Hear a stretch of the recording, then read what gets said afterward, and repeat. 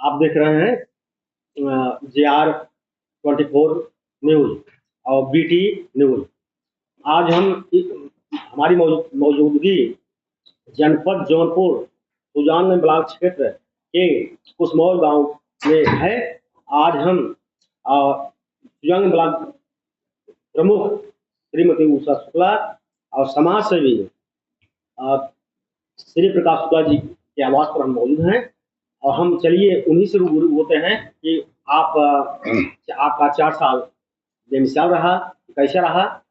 चलिए, धन्यवाद सर, आपका चैनल हमारे चैनल में स्वागत है। तो आपका चर्चा इसमें सुजानगंज लेकर जनपद हो रही है, उसका कारण क्या है? पहले तो मैं आपके चैनल को धन्यवाद करता हूँ, JR24 न्यूज चैनल को। बात रह गई 4 साल की। 4 साल बहुत अच्छा गया हम लोगों का, बहुत शांतिपूर्ण गया। आज तक पूरे इतिहास में 75 साल के इतिहास में सुजानगंज ब्लॉक इतने शांति से नहीं चला। यहाँ पे जनता की सुनवाई डायरेक्ट होती है, जनता का काम डायरेक्ट होता है, ना कोई बिचौलिया होता है, ना कोई दलाल होता है। और हम लोग वो पूरी कोशिश करते हैं कि जनता से डायरेक्ट जुड़े, जनता का डायरेक्ट काम करें। इसके पहले भी ब्लॉक प्रमुख हुआ करते थे, तो ब्लॉक प्रमुख का नाम सिर्फ बड़े बड़े लोगों के मुख से निकलता था, बड़े लोग उनसे मिलते थे, विशेष करके प्रधान, पंचायत सदस्य। लेकिन इस समय आपने ऐसा क्या कर दिए हैं, क्या कर रहे हैं कि आपकी मतलब चर्चा पूरे जनपद में हो रही है? देखिए, ब्लॉक कारण क्या है? पुराने ब्लॉक प्रमुख के ऊपर मैं कोई टिप्पणी नहीं करूंगा। बात रह गई मेरी कार्यशैली की, मैं अपना काम बड़ी ईमानदारी से जनता के बीच में रखता हूँ और जनता का डायरेक्ट काम करता हूँ। ना कोई दलालियों की एंट्री है यहाँ पे, ना तो कोई बड़े ज्यादा किसी की मैं पैरवी में भरोसा रखता हूँ। मैं डायरेक्ट जनता से जुड़ता हूँ, जनता का काम। जनता बोल भी रही है कि देखा भी जा रहा है कि आपके द्वारा जो है कि मतलब कोई गांव ऐसा नहीं बचा जहां कुछ काम ना किया गया। जनता, देखिए, जनता का प्रेम है मेरे ऊपर, वो चीज पे तो कोई संशय नहीं है। जनता मुझे बड़े दिल से चाहती है और समय आने पर जनता उसका। अच्छा, एक बात और है कि अभी तक जो चुनाव होते थे, जो 6 पंचायत निर्वाचित होकर आते थे, सिर्फ चुनाव तक वो सीमित हो जाते थे।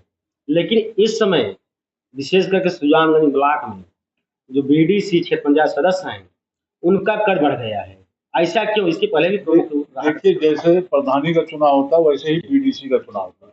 जनता भी उनको चुन के भेजती है, तो जनता की भी कुछ उम्मीद उनसे रहती है। मैंने इतिहास को इस बार पलटा है। जहाँ भी काम होता है, मैं जो भी शिलापट लगती है उस पर हमारे क्षेत्र पंचायत सदस्य का नाम होना एकदम अनिवार्य, कंपल्सरी कर दिया। काम चाहे कोई भी कराए, किसी का भी हो, लेकिन उस जो शिलापट होती है उस पर BDC का नाम, क्षेत्र पंचायत का नाम रहना ही है। जायज है, आपके द्वारा सम्मान उनको मिल रहा है, काम मिल रहा है, तभी वो चर्चा तो जायज है। तो प्रभु जी, हम आप थोड़ा एक ऊपर बात पूछेंगे कि यह जवन आपके जनता बोल रही है कि प्रमुख जी, तो कुछ उसमें तो दम है ही है। तो क्या लग रहा है कि अगर भाई जनता चाह रही है कि आपको ब्लॉक प्रमुख से आगे ले जाए, विधायक चुनाव लड़ाए, उस पर आप क्या कहेंगे? देखिए, विधायकी का चुनाव 2027 में है, अभी से ही उस चीज पे बात करना, समय आने पर मेरी आदत है कि समय आने पर बात करना।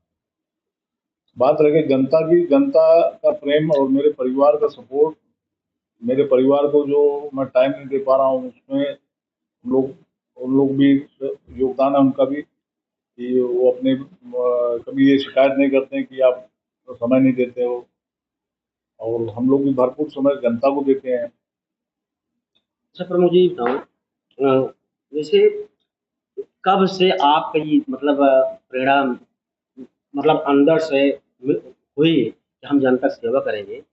जनता की सेवा तो मेरे मतलब समझ लीजिए, मेरे पिताजी यहाँ पे 2 बार निर्विरोध प्रधान थे, वो भी जनता की सेवा। ये सड़क देख रहे हैं, हमारी देन है सब पिताजी की हमारे। कि भाई जोर जबरदस्ती चाहे जैसे भी आज सब उसका मजा ले रहे हैं, सब आनंद ले रहे हैं। लेकिन और पिताजी भी थे हमारे क्षेत्र में जुड़े हुए, हम लोग भी 2 बार चुनाव बम्बई में भी लड़े, 3 बार। फिर उसके बाद ये हुआ कि यहाँ पे आए तो यहाँ पे किसानों की तकलीफ देखे, न उनको समय पे पानी मिलता था, न ट्यूबवेल चलती थी इनकी, ना तो ट्रैक्टर मिलता था इनको, खेती बाड़ी में उनको काफी समस्या आती थी।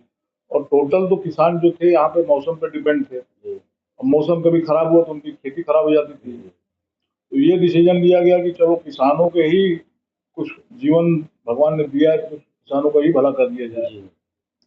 हालांकि भाई हम तो छोटे से ब्लॉक के वो हैं, लेकिन कोशिश ये रहती है कि जितना ज़्यादा ज़्यादा हो किसानों के लिए योजना लाए, किसानों को उसमें ट्रेनिंग दें कि कैसी खेती करें वो, और उनके लिए नाली बनवाना हो खेत में, चाहे ट्यूबवेल आपके ट्रैक्टर समूह को दिलाना हो, और बाकी सड़क की योजना जब उनके खेत तक सड़क पहुंच जाए, ये सब योजनाएं लाके। और जैसे किसान की आप आयुष्मान भारत देख रहे होंगे, इंश्योरेंस का LIC को देख रहे होंगे, उनको 5 लाख तक की जो दवा है निःशुल्क ऑपरेशन कराया जाए। पेंशन था, यहाँ पे हम लोग ने समझ लीजिए अभी पिछले साल ही 8,500 लोगों को पेंशन लगवाया, जो वृद्धा विधवा पेंशन रहती है, 8,500 लोगों का पेंशन चालू कराया है।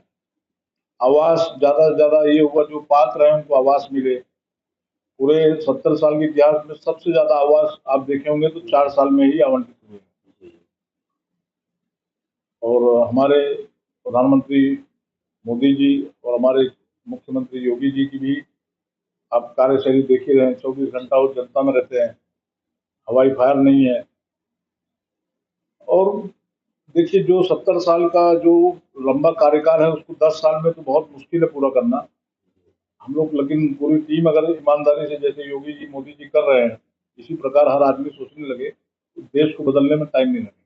अच्छा प्रमुख जी, आप एक चीज ये बताइए, आपके विषय में यहाँ की जनता के माध्यम से सुनने को मिल रहा है कि आप जो है यहाँ की जनता की सेवा के लिए जरूरत पड़ने पे अपना पर्सनल फंड भी यूज कर रहे हैं। जैसे कन्याओं की शादी के लिए जो बच्चे यहाँ के जो है परीक्षा में हाई स्कूल या इंटर में टॉप किए हैं, तो उनको आप अपना पर्सनल फंड भी देके अपनी तरफ से सपोर्ट कर रहे हैं, इसमें आप क्या कहना चाहेंगे? देखिए वो सब तो सोशल काम है, उसको बोल बोल के मैं समझ लीजिए कि उन बच्चों की, उन लोगों की मतलब इमेज को खराब नहीं करना चाहता हूँ। बाकी रह गई मेरा एक काम करने का तरीका है, जैसे क्षेत्र में कोई बच्चा टॉप करता है, अदरवाइज कोई बच्चा अच्छी सरकारी नौकरी पाता है, उसकी काबिलियत को देखते हुए उनको अपने ब्लॉक से जो भी हो सकता है, जैसे मैं कुछ नहीं कर पाता हूँ तो लाइटिंग लगवा देता हूँ उनके यहाँ पर, उनको प्रोत्साहन करने के लिए, उनको उनके यहाँ जाके उनको सम्मानित कर देता हूँ। तो उससे बाकी लोगों को भी प्रोत्साहन मिलता है कि चलो हम भी आगे बढ़े, पढ़ाई करें, अच्छे से पढ़ाई करें। और हमारे जो ब्लॉक की कन्याएं हैं उनको भी प्रोत्साहन मिल जाता है इसी पे।